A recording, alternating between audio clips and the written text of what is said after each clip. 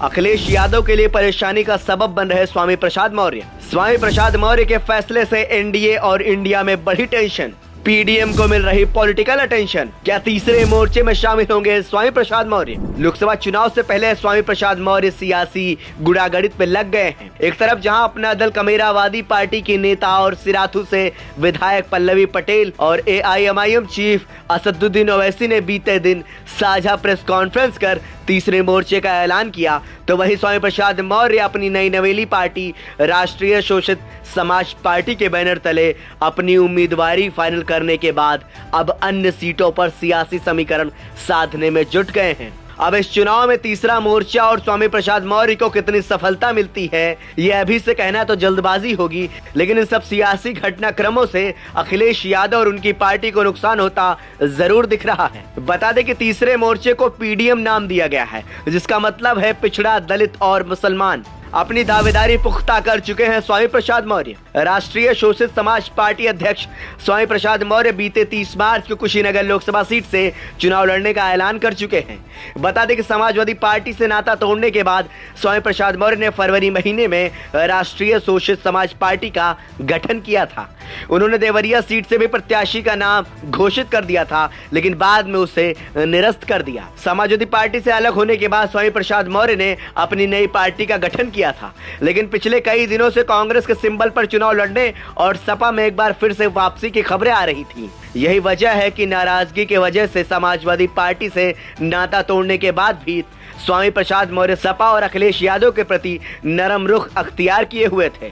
लेकिन अब ऐसी चर्चा है कि सपा मुखिया से बात नहीं बनने के कारण स्वामी प्रसाद मौर्य ने अपनी पार्टी से कुशीनगर लोकसभा सीट से चुनाव लड़ने का ऐलान कर दिया है। इंडिया गठबंधन से नहीं बनी बात। राष्ट्रीय शोषित समाज पार्टी के राष्ट्रीय अध्यक्ष स्वामी प्रसाद मौर्य के इंडिया गठबंधन में शामिल होने के भी कयास लगाए जा रहे थे। इसके लिए स्वामी प्रसाद मौर्य ने कोशिश भी की थी, लेकिन बात नहीं बन सकी। इसके बाद स्वामी प्रसाद मौर्य नाराज बताए गए। मौर्य ने नाराजगी जाहिर करते हुए अन्य सीटों पर भी प्रत्याशी उतारने की धमकी दी है। बता दें कि सियासी गलियारों में ऐसी खबरें हैं कि स्वामी प्रसाद मौर्य सूबे की 5 सीटों पर चुनाव लड़ेंगे और जल्द ही उम्मीदवारों की घोषणा कर सकते हैं। स्वामी प्रसाद मौर्य ने कहा, संविधान बचाओ, बीजेपी हटाओ। सोशल मीडिया एक्स पर एक पोस्ट शेयर करते हुए स्वामी प्रसाद मौर्य ने लिखा कि राष्ट्रीय शोषित समाज पार्टी के गठन दिनांक 22 फरवरी से लेकर आज तक निरंतर गठबंधन को जिताने और मजबूत बनाने का प्रयास करता चला आ रहा हूं।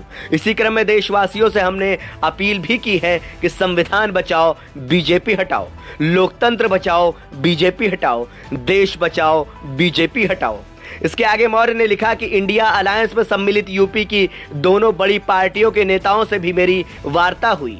उनकी अपेक्षाओं के अनुरूप मैंने 5 नामों की सूची भी उनके पास भेजी। मैं प्रतीक्षा करता रहा कि उस पर निर्णय कर उन्हीं दोनों पार्टियों की ओर से तय किए गए नामों की घोषणा हो, किंतु आज तक घोषणा नहीं हो सकी। बहुत जल्द अन्य उम्मीदवारों की भी होगी घोषणा। स्वामी प्रसाद मौर्य ने कहा कि लंबी प्रतीक्षा के बाद लोकसभा कुशीनगर की जनता की मांग को देखते हुए कुशीनगर की जनता के सम्मान, स्वाभिमान और विकास का संकल्प लेकर मैं कुशीनगर लोकसभा के प्रत्याशी के रूप में कुशीनगर की जनता को समर्पित कर रहा हूं और देवरिया लोकसभा से राष्ट्रीय शोषित समाज पार्टी के प्रत्याशी एसएन चौहान होंगे।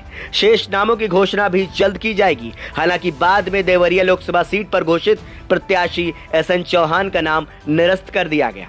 वही अब इस पूरे मामले पर अपना दल कमेरावादी की नेता पल्लवी पटेल ने भी ऐलान किया है कि अगर स्वामी प्रसाद मौर्य साथ आना चाहेंगे तो उन्हें साथ लाएंगे। ऐसे में स्वामी प्रसाद मौर्य के फैसलों को पल्लवी पटेल के ऐलान से और भी मजबूती मिल रही है। खैर, अब आगे देखना दिलचस्प होगा कि आखिर तीसरे मोर्चे और स्वामी प्रसाद मौर्य के साथ आने से यूपी के समीकरण में क्या कुछ बदलाव होते हैं। ब्यूरो रिपोर्ट, संदेश वाहक।